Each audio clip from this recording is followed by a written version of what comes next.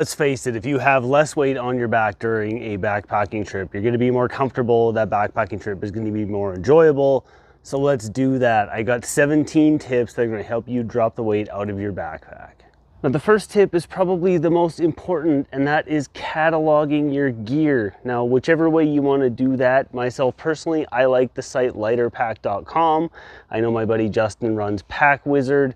Whatever you want to use to catalog your gear, just do that. Because when you look at your gear as a whole and you've got all the weights listed next to each individual piece of gear, you can really quickly see where all of your weight is allocated throughout your gear loadout. And it helps make those decisions when it comes to cutting gear out of your loadout that much easier. There was a time not so long ago when this was king. Everybody had the Nalgene bottles done up with stickers. I mean, heck, I still use one at home when I'm chilling on my couch. I never carry these on a backpacking trip. When you ditch, a Nalgene bottle that weighs like 5.5, 6 ounces and carry a little disposable plastic bottle that weighs like 1.25 ounces, all it's doing is carrying water. The water out of this is gonna hydrate you just as well as the heavy Nalgene bottle. For the longest time, individual dry bags was seen as the only way you could keep your gear dry on a backpacking trip. And while that did work, it made for some awkward packing situations when it came to loading the gear into your bag. But when you break down the amount of weight on all of these dry bags for every piece of gear in your bag, it adds up really, really quickly. Combined with the awkward packing situation, it makes a lot more sense to just go with a pack liner. I've got one of these Nylafoam bags here. These are ridiculously lightweight. They cost like $5. Or you can just use a simple trash bag. That's what I did for years. You throw that in your bag, all the gear you want to keep dry, stick inside there, a lot lighter than dry bags. If you're through hiking or you're doing multi-day backpacking trips, trying to figure out the amount of toothpaste that you're going to carry on one of those trips. It is so stinking easy when you just make the switch to toothpaste tablets. These tablets make it really easy. You got a 4-day backpacking trip coming up. I throw 8 of these tablets in there. That's, 1 brush in the morning, 1 brush at night. You're not carrying all this extra toothpaste weighing you down, because that's what's breaking your back on a backpacking trip. Some of the most ridiculous, unnecessary weight people are carrying in their bags is all the extra clothing. You really don't need extra clothing on a backpacking trip besides a change of clothes to sleep in at night so you're not getting all that filth and grime on your expensive sleep setup and your quilts and that kind of thing. Maybe a change of underwear and socks. You don't need an extra shirt. You don't need an extra pair of pants. Just wear the same clothes every single day. I promise you, nobody is going to care how bad you smell. Nobody. Almost every dehydrated backpacking meal can be done with either a 650 ml or 550 milliliter pot. These are the only pots that I ever carry on a backpacking trip. This is one of those ones that you do just because it makes sense. Why not just carry what you need? If you don't need to boil 1 liter of water at a time, why carry the ability to do so? And when you've already got yourself down to using a 550 ml pot, why not save even more weight out of your backpacking kit and stop carrying a mug for drinking your coffee in the morning or your tea in the evenings?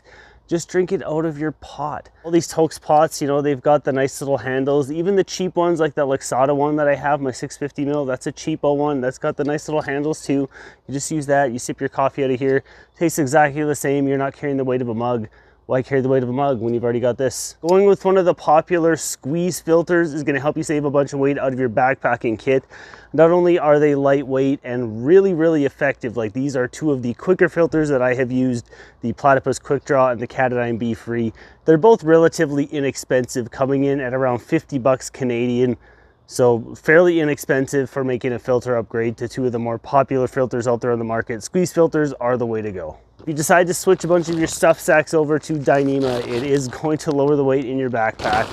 This can be a bit of a pricier route to go, but it's one of those ones that some of us, when you've been doing this for a while and you've been lowering your weight for quite some time, it just becomes one of those things that you do because it's available to do. So just thought it was worth mentioning because you can lower your weight by going with Dyneema stuff sacks for a bunch of your stuff. And if you want to spend even more money and save even more weight, you can just go with a straight Dyneema tent or tarp for your sleep shelter. These are really, really pricey, but these are one of those things that are going to save you a bunch of weight over different materials available out there for your shelter.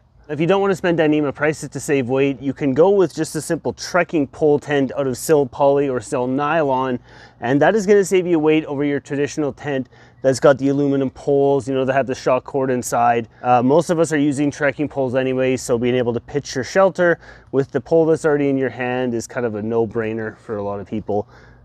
It's a great way to save yourself weight if you're looking at doing a shelter upgrade instead of going with the more traditional hubbed tents. This is the kind of tip that's only really going to save you a bunch of weight if you're doing like a 5 or 6 day backpacking trip. But if you take your pre-packaged rehydrated meals that you buy, you know, like these Mountain House ones or the Peak Refuels or the Alpine Airs, if you repackage these into a Ziploc freezer bag, yes, those are safe to rehydrate with boiling water. That is gonna save you a bunch of weight and bulk out of your kit. You know, these bags here, they don't really pack down and fold down all that well. They're kind of bulky and cumbersome when you pack them in your bag.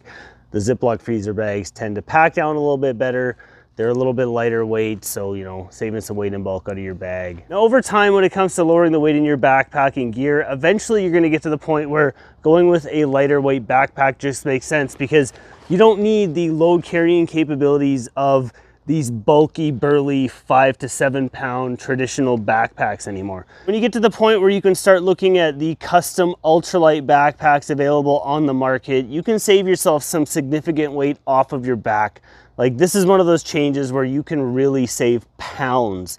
You know, the difference between the traditional Arc'teryx bag that I had and one of these bags is like 5+ pounds. That is a massive change in weight off your back just by changing your backpack. Puffy jackets are like the staple of almost every backpacker. You know, like, are you even a backpacker if you don't have a puffy jacket? You can get these in pretty much any price range. You know, like, I've got the Mountain Hardwear Ghost Whisperer here. This is like the ultra expensive, ultra premium. You know, if you want to get a puffy jacket down to like 9 ounces and spend a couple $100, this is the one for you. Or, you know, you can get a puffy jacket around the 9.5, 10 ounce mark. You spend less than like $100. That's the Decathlon one here. Yeah, having a puffy jacket to keep you warm at night. It's a lot lighter than any kind of sweater you're gonna have out there when it comes to like fleece or cotton sweaters or any other kind of synthetic jacket. Another way you can save weight is using your sit pad in a bunch of different ways. You know, I don't carry a windscreen for my BRS stove. If you don't know what the BRS is, it's a very, very lightweight micro burner stove, but it's very susceptible to the wind, so a lot of people use a windscreen. I just use my sit pad. I've already got this in my bag. I also use this for fanning the fire, so I don't carry a pocket bellows or anything like that.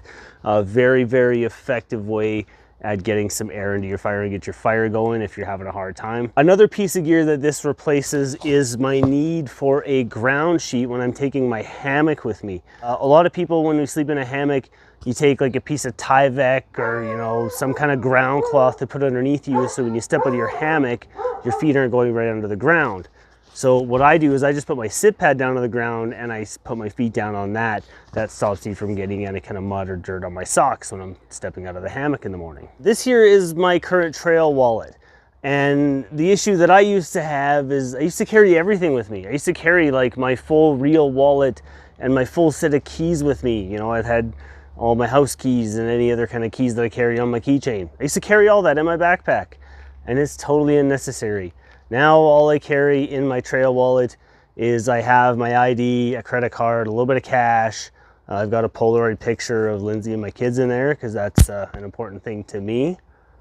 And I carry my vehicle key and my house key, and that's it. This goes in my backpack. I'm not carrying, you know, my full wallet and my full set of keys anymore. Saves me a bunch of weight. And like I said, this is one of those tips that I could have used a long time ago. So hopefully it helps somebody. Now, if that tip didn't help you, hopefully one of the other tips in this video did. And if you're looking for some more hiking and backpacking tips, I've got a bunch of videos on just that very thing. I'll link some here and here. So check out those when you're done with this one. I'm sure there'll be something in there that you will enjoy. As always, guys, I am Matty. Thank you so much for watching. I will see you guys on the next one.